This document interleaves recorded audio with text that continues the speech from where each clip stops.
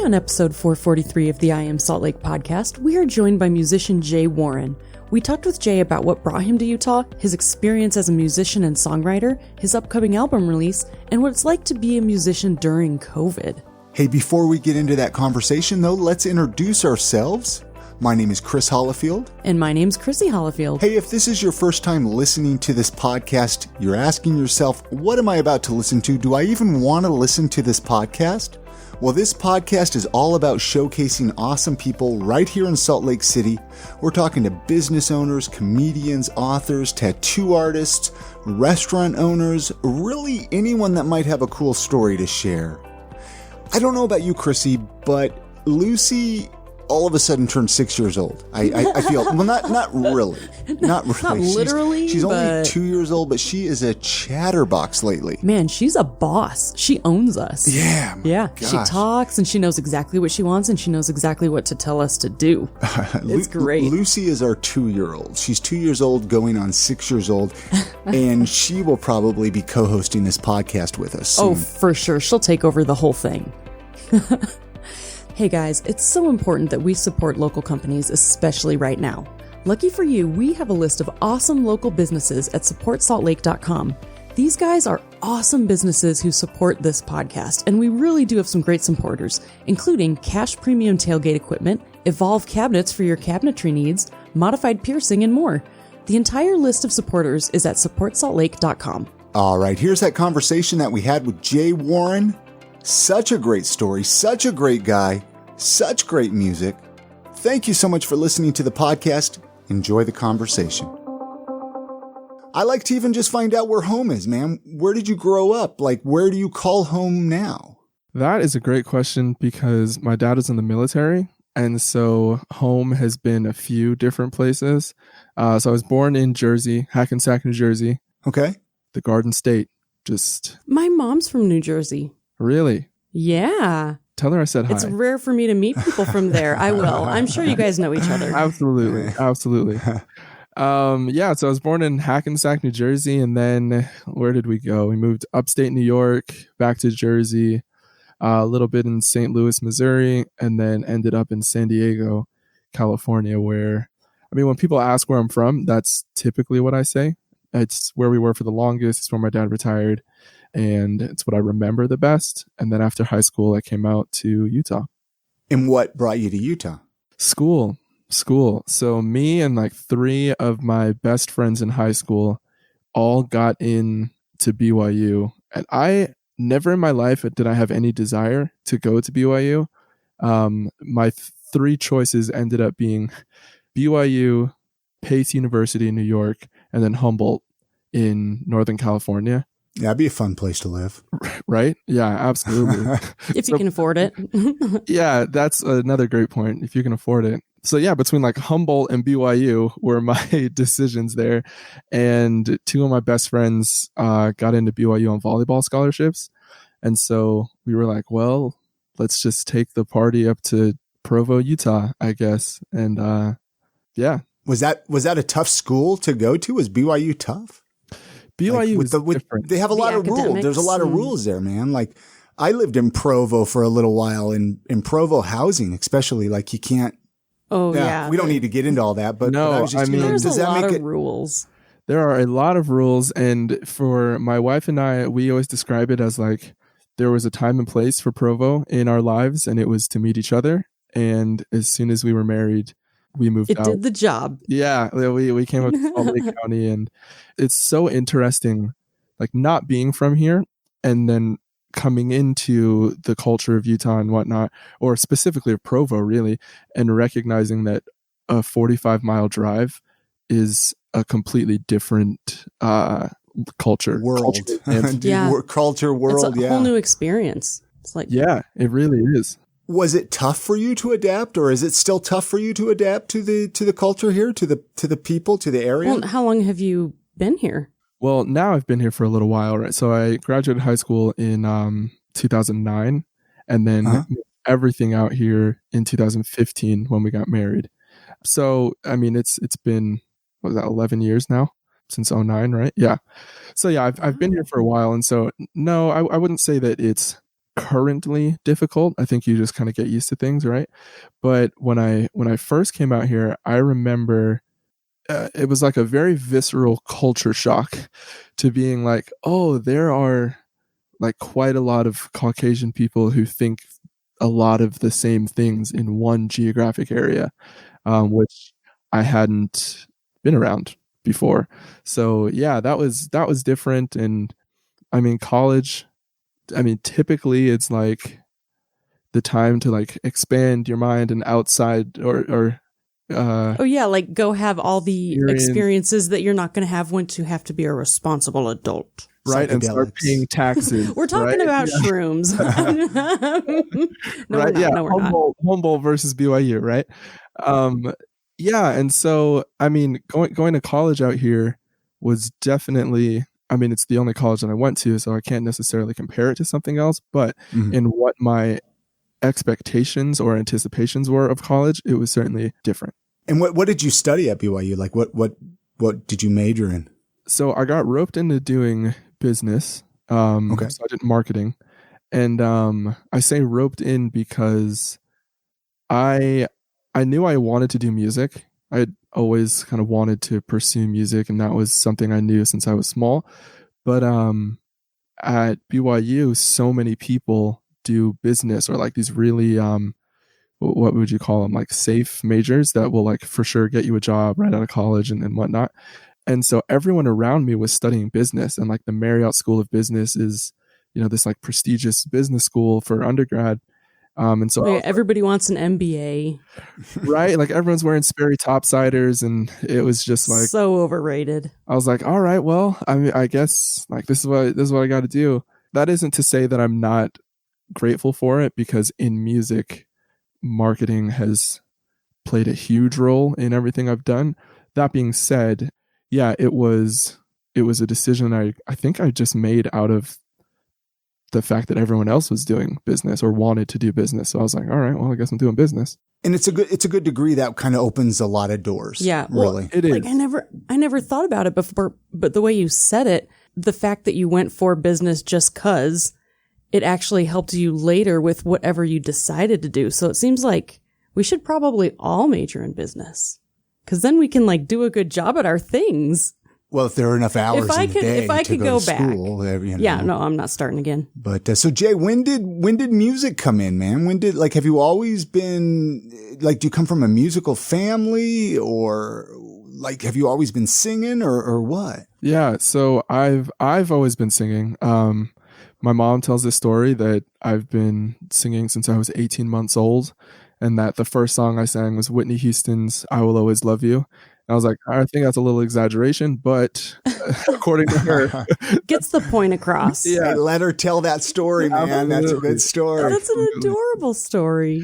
So yeah, I've always been singing. My family isn't particularly musical, but we've always been involved in the arts. So my mom was a dancer and went to Performing Arts High School in New York. My sister is a dancer. She got a full ride into school for ballet. My grandpa was an actor.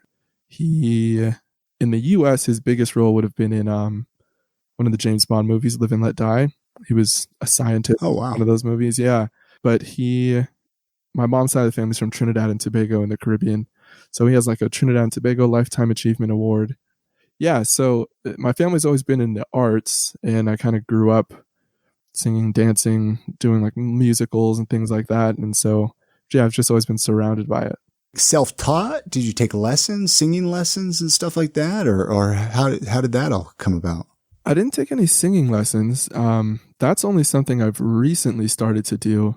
Okay. Since realizing, in trying to make it a profession and in a career, I was like, well, let me really dial in like the talents that I already have. Let me master them, so to speak. But no, I didn't grow up doing any singing lessons. Senior year of high school, taught myself to play the piano, just locked myself in the house for a week to learn some chords and wrote a song, and then came out the next week. And the way my best friend tells the story, he was like, yeah, you just came to my house one day and were like, hey, you want to hear this song I wrote? I play the piano now. And he was like, what? Wait, was this before YouTube? Let's see, this is like '08, so this is like beginnings of YouTube. There probably wasn't a lot of stuff online to learn from. Like, you really had to work You had sheet to music learn and everything. something. No, then. it was. Yeah. I mean, no, you do now too, but Yeah, no, I mean, you definitely have to work. But I remember the way I taught myself was I made up my own little like pattern of like, okay, well, if I put my finger here and then go up 4 keys, that sounds happy. And if I go 3 keys, that sounds sad. And I mean, I later learned that that's like major and minor and whatnot. But yeah, it was just like, I'm just going to write a song and see what happens. Do you feel like starting music that way as opposed to learning more like in a band setting where you have to learn sheet music and tempo and all that stuff? Do you think when you're writing music, it allows you to connect more fully with like creating emotion through sound because you're not focusing as much on the technicalities?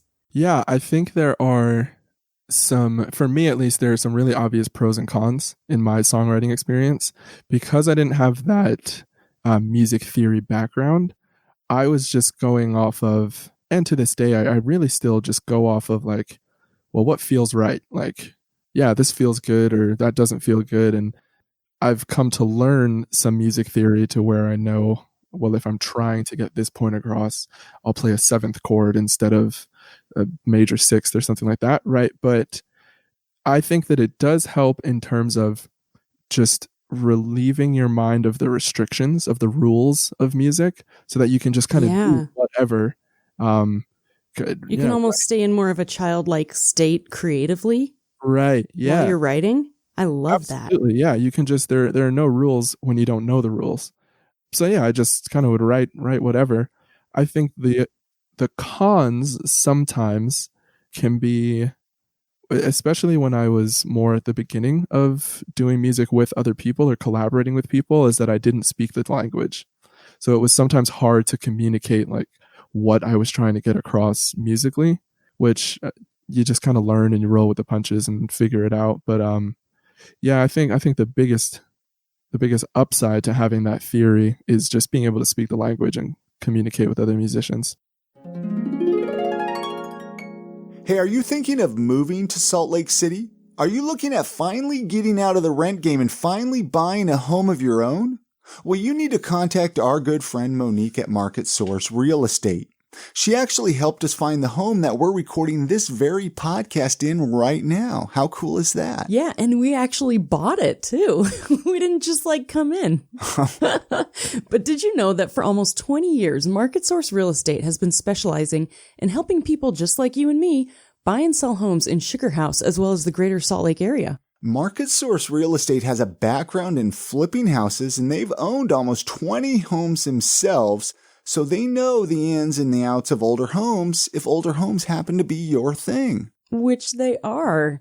And if you're looking to sell your home, Market Source Real Estate specializes in helping sellers update or repair their homes to increase their value and make sellers more money. All right. So like I said, if you're thinking of moving to Salt Lake City, maybe you just got a job transfer here and you don't know where to come to, you need to contact Monique at Market Source Real Estate.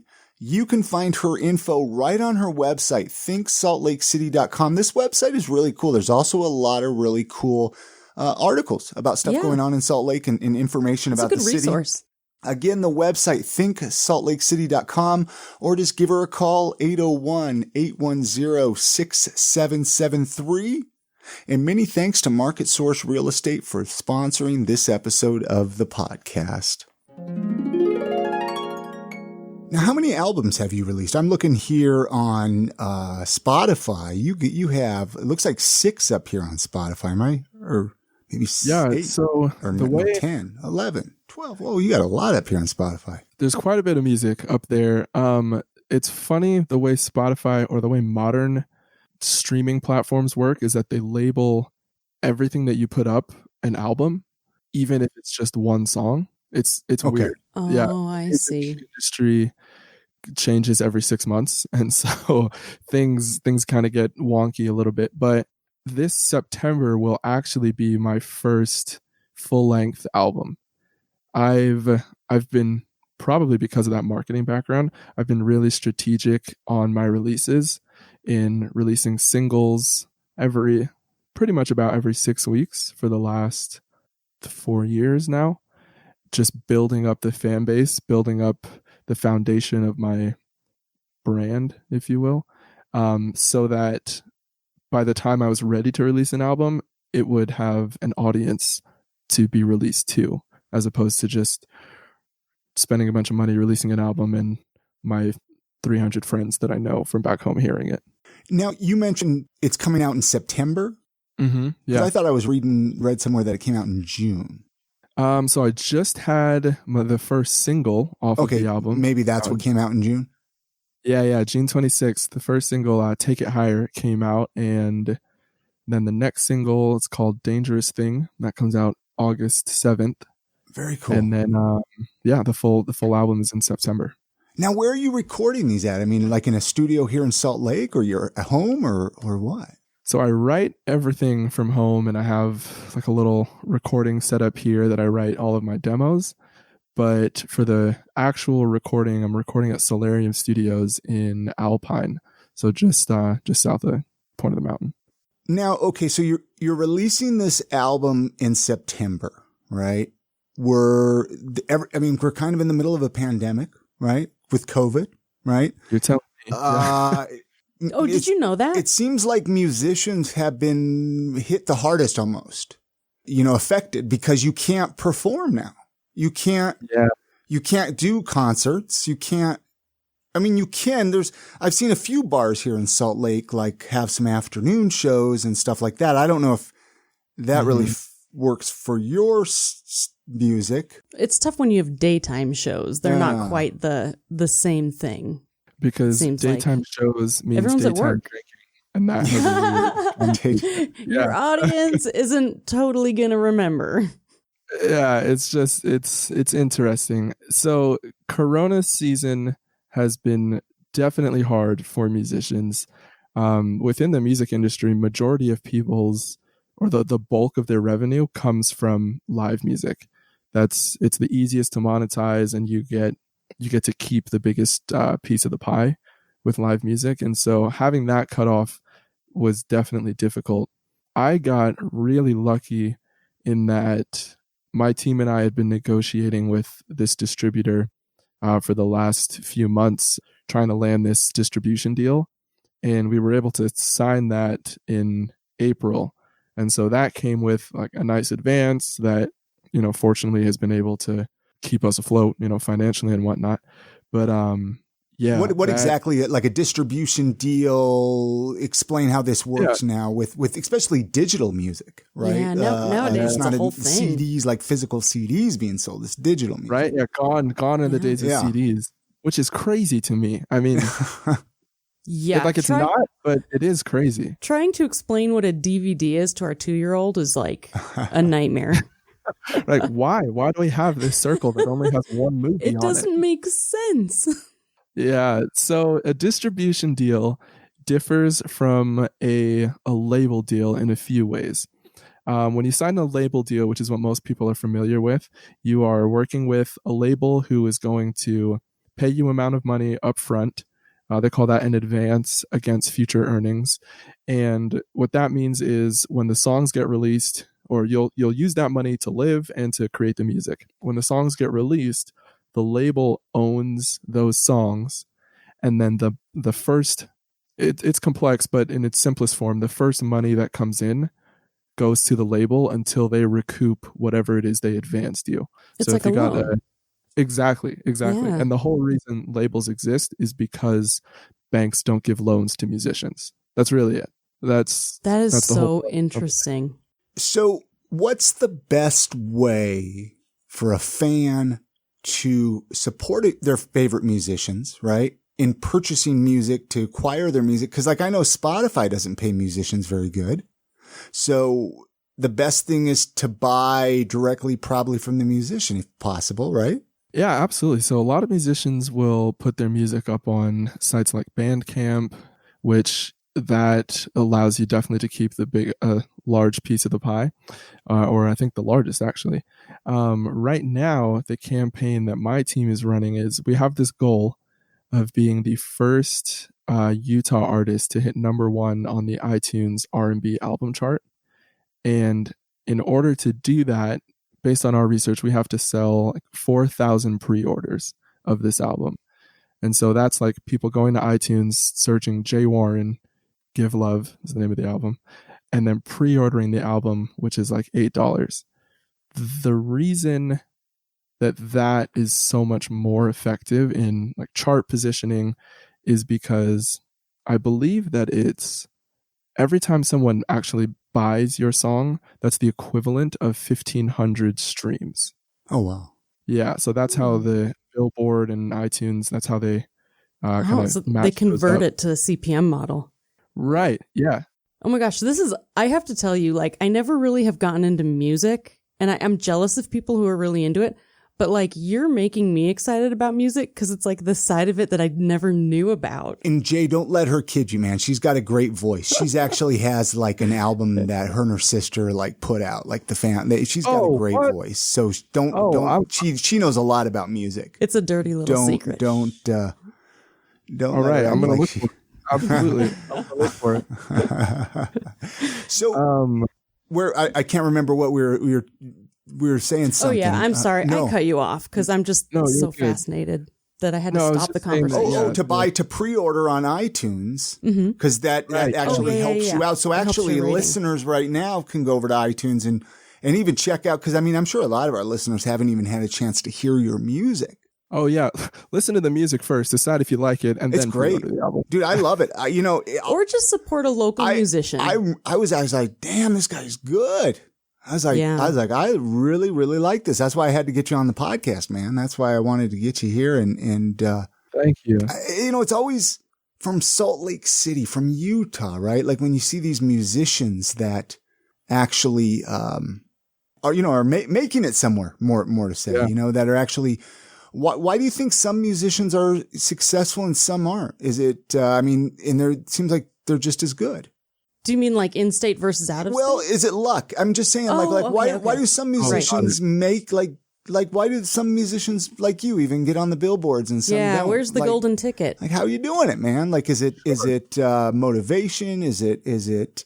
I'm sorry if that's a bad question. No, it's good. It's what differences do you see in people who actually create a living off of it?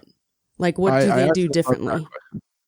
So I think that there are a few things that set apart like the professionals from the people that enjoy making music and hope that it works out eventually. And I think those things are, one, the songs. At the end of the day, the song has to be good.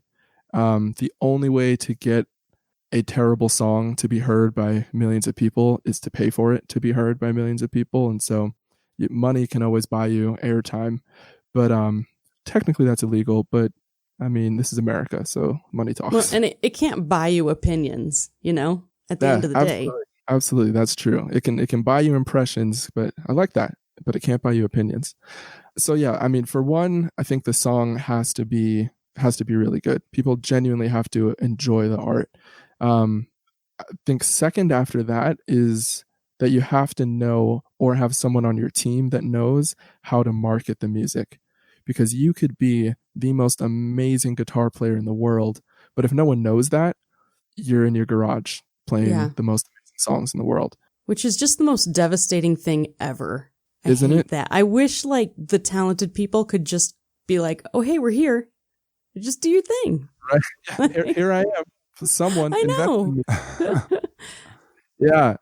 So yeah, I think number one is the music. Number two is the marketing. And then unfortunately, I think number three is the money, is that there is a cost of entrance to the music industry, and it costs money, to create the music, but also to get the music in front of people. Everything that my team has done for the last 3-4 years has been on like shoestring budgeting and then just marketing, like our own ideas on, hey, how can we get people to share the music without having to pay for it? But at the end of the day, that'll only get you so far.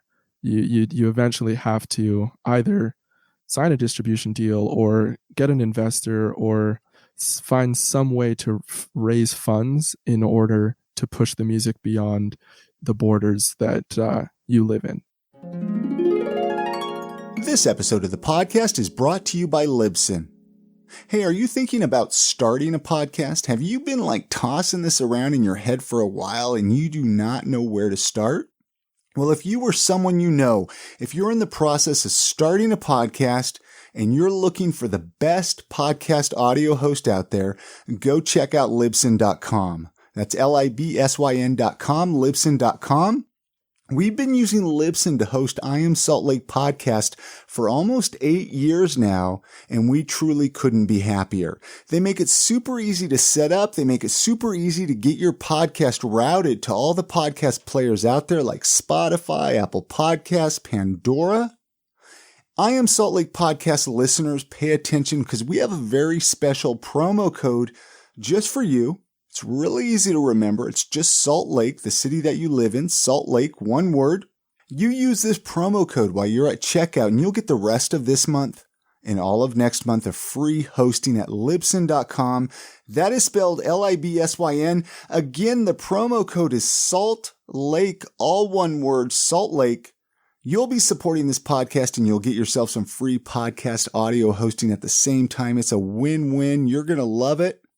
Many thanks to Libsyn for their support of this podcast, and let's get back into that conversation with Jay. Thanks for listening. What is something that you know now that you wished you would have known in the very beginning that would have helped you a lot in the beginning? Maybe to even offer advice for somebody else that's listening that might be at the very beginning steps. I wish I would have known that I didn't have to try to be anything. At the beginning, I was really trying to fit into a genre and trying to think about, well, what are people going to like, or what do I like? And maybe I should just be like that.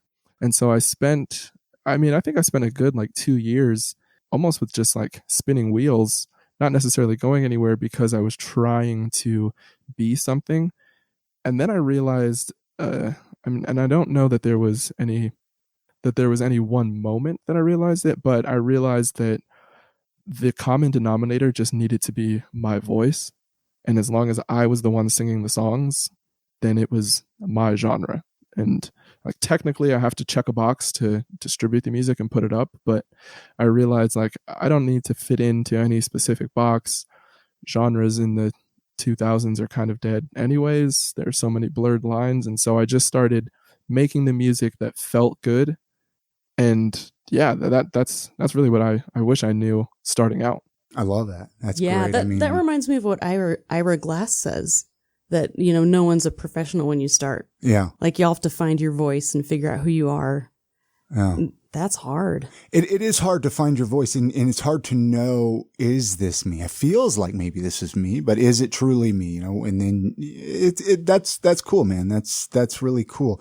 Have you had a chance to play outside of Utah at all, or much, or yeah, or in the future? Let's see. So I've definitely played quite a bit in Utah. I call it the I-15 stretch of St. George, Provo, Logan, or I guess Salt Lake. Logan's not on the 15, but then up to Idaho and whatnot. And then touring through Arizona, California.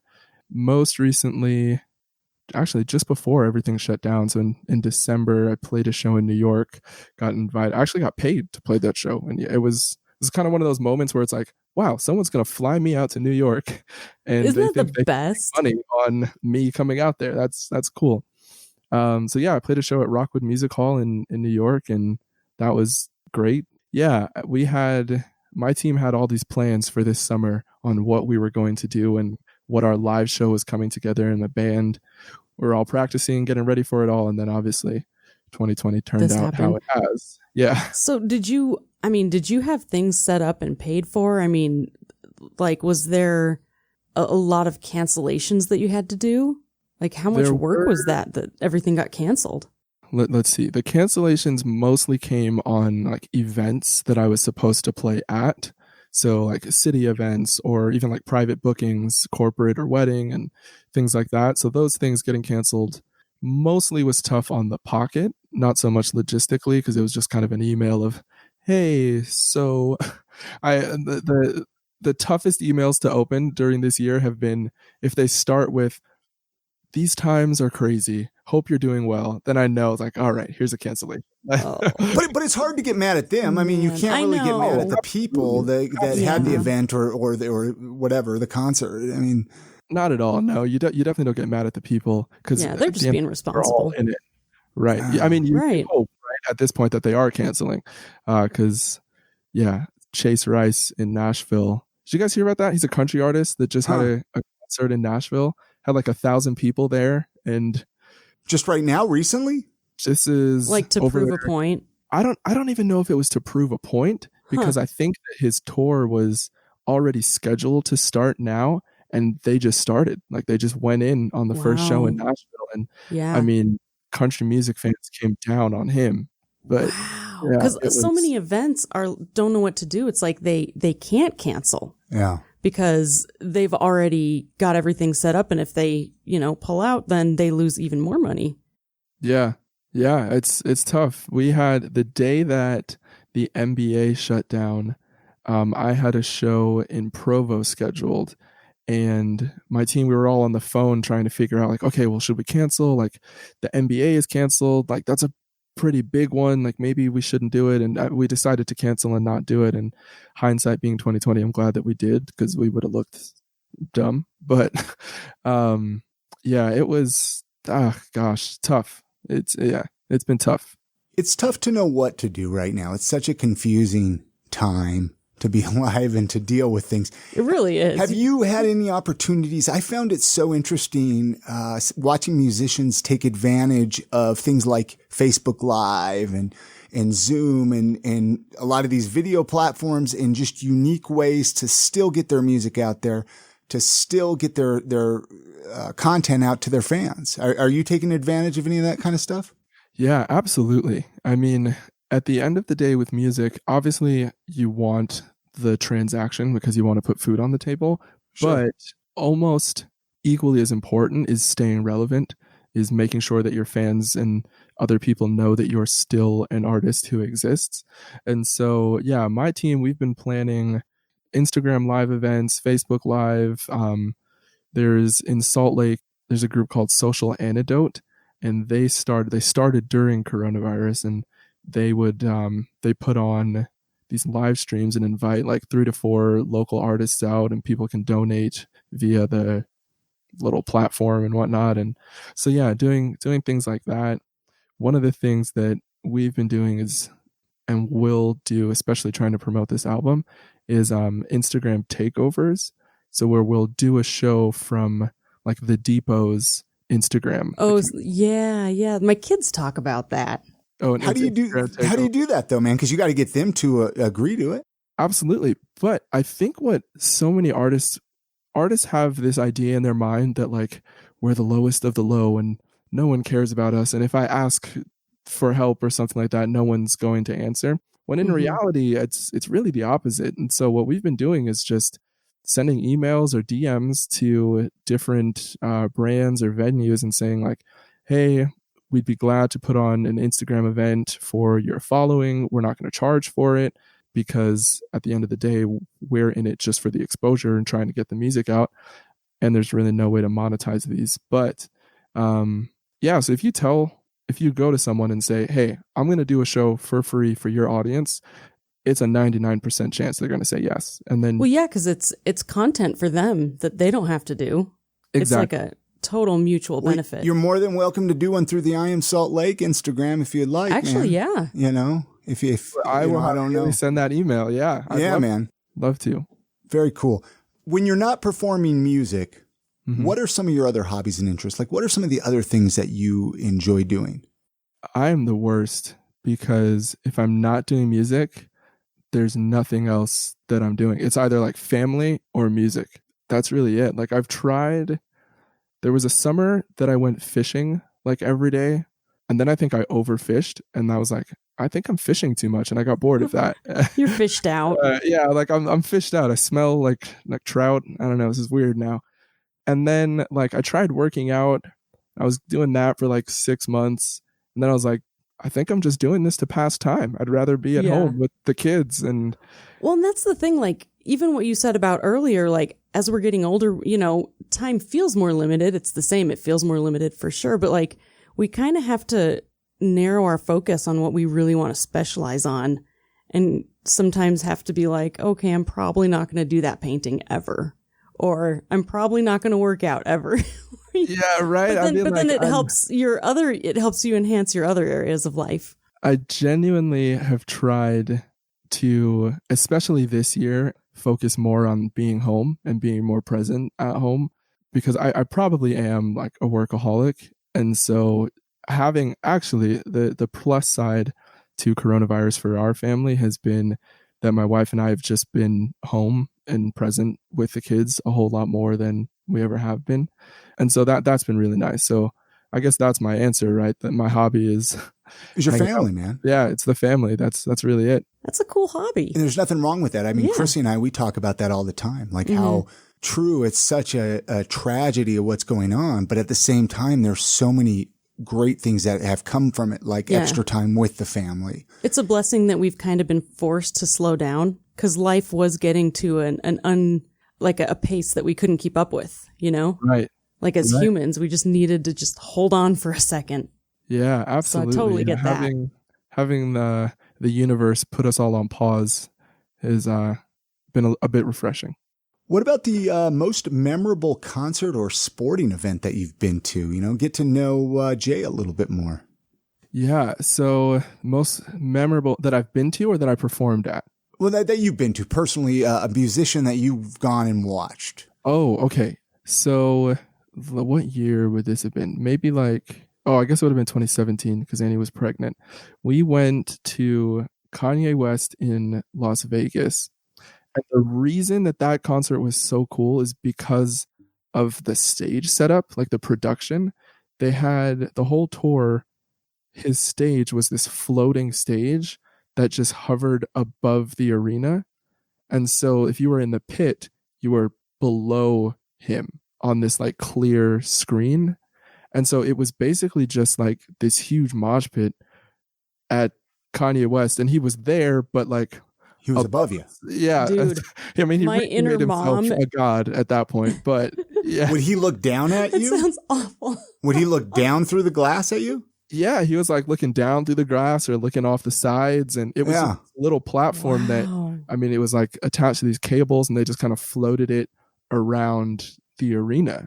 It was, oh man, it was crazy. I mean, that the lights were really interesting. Cool, that was really something. On that note, you were asking, most memorable concert that you performed at. So what is the most memorable one that you performed at? It sounds like maybe you have a pretty memorable one. So in 2018, was that 2018? I think it was February 2018. I went on tour and we did this show in Provo at Velour, the famous Velour in Provo. And, I don't know what it was about that show, but afterwards, like the entire band, like we were all backstage and we're just like, that may have been the most fun that we've had on stage since doing this.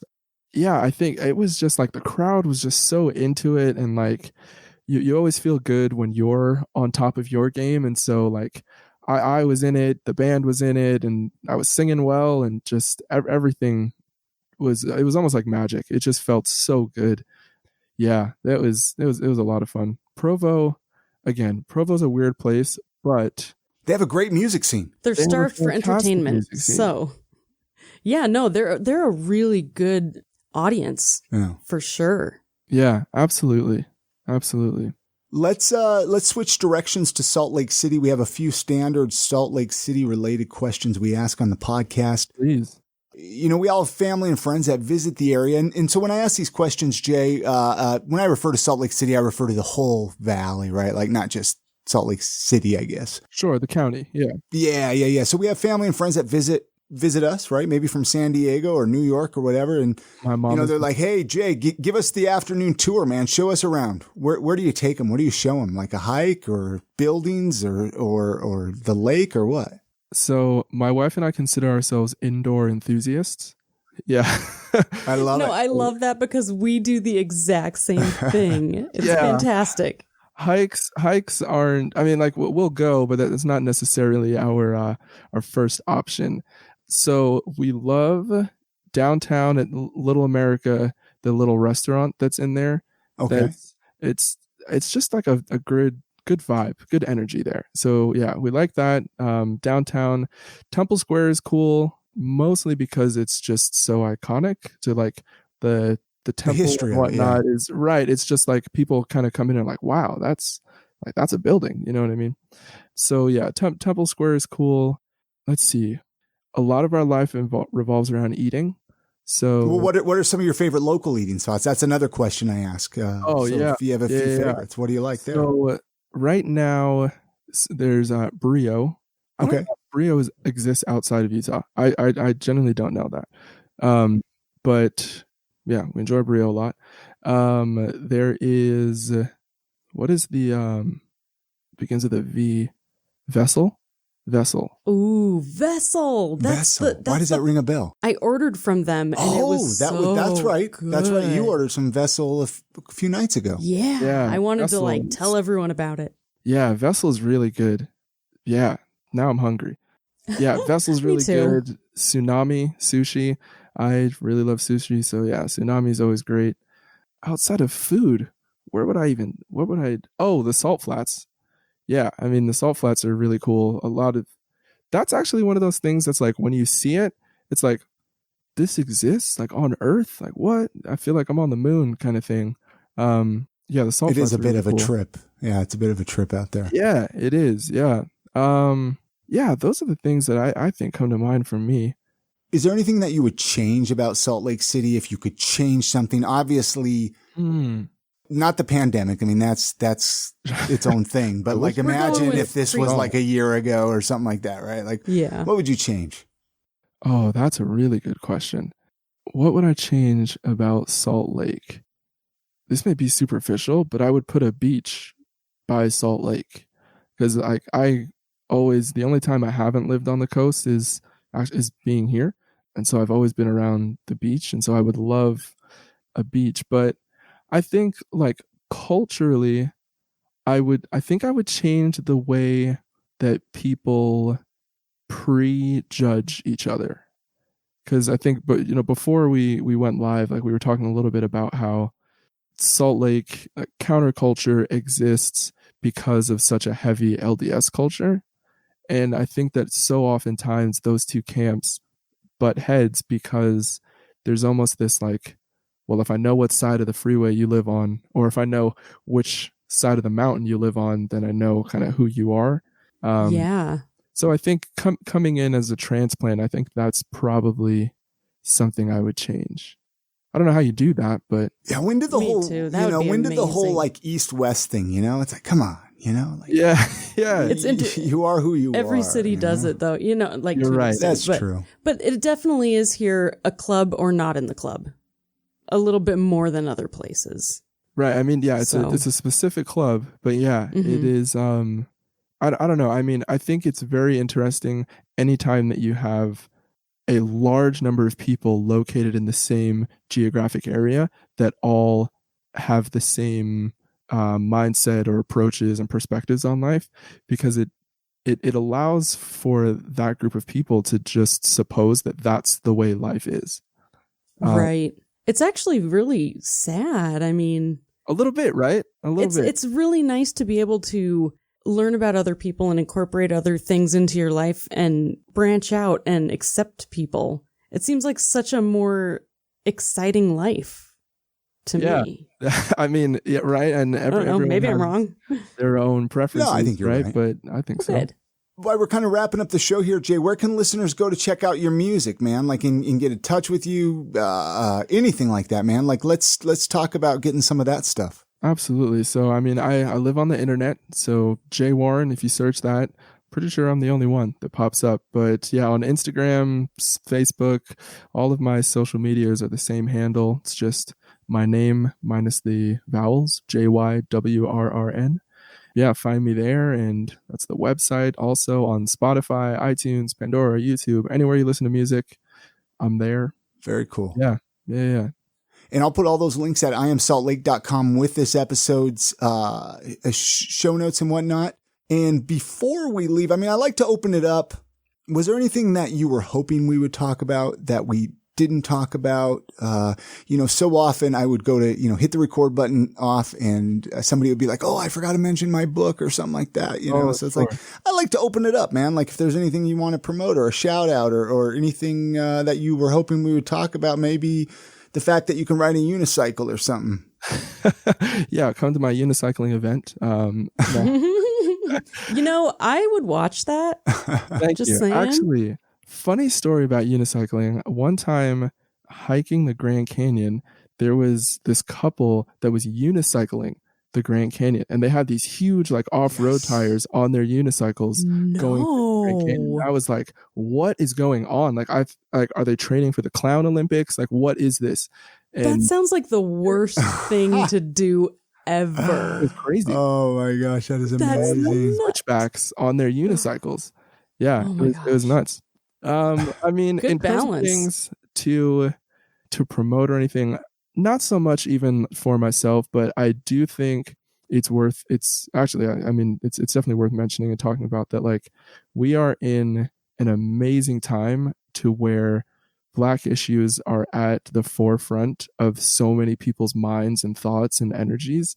And so, yeah, I mean, I think I would just say that, like, anyone who has the opportunity to hear Black stories or listen to Black voices and perspectives, to take the time to do that, because somehow we've managed to fit, by my estimation, the entire 1960s into the first 6 months of 2020.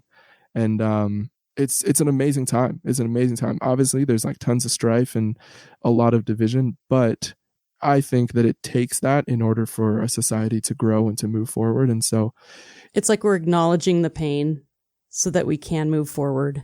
Yeah, exactly. Yeah. So I would just encourage people to embrace that and lean in on it, and soak all of it in that you can. Thank you for bringing that up. Thank you for talking about that. Chrissy has a final question that she asks everybody that comes through here, Jay. And I feel like you just did it already. Yeah, you kind of did. But she's going to go ahead. She's going to ask it. It's been awesome to have you on the podcast. I'd love to have you on down the road. Seriously, you are awesome. Your music's awesome. Everybody go check it out. Go check out Jay Warren. It's too easy to talk to you. So my last question is, if you could leave a motto or a piece of life advice with our listeners, what would you leave them with? Oh, I have my little motto written down on my whiteboard in my office, and it is: help others lead a fulfilling life by showing the importance of worthwhile goals. In my personal experience, I think the most fulfilling life is a life where you're pursuing your goals, whether they're family related, work, education, whatever it is, but I don't think you can have a fulfilling life without having goals that you're working towards. And so, yeah, that's what I'd leave people with.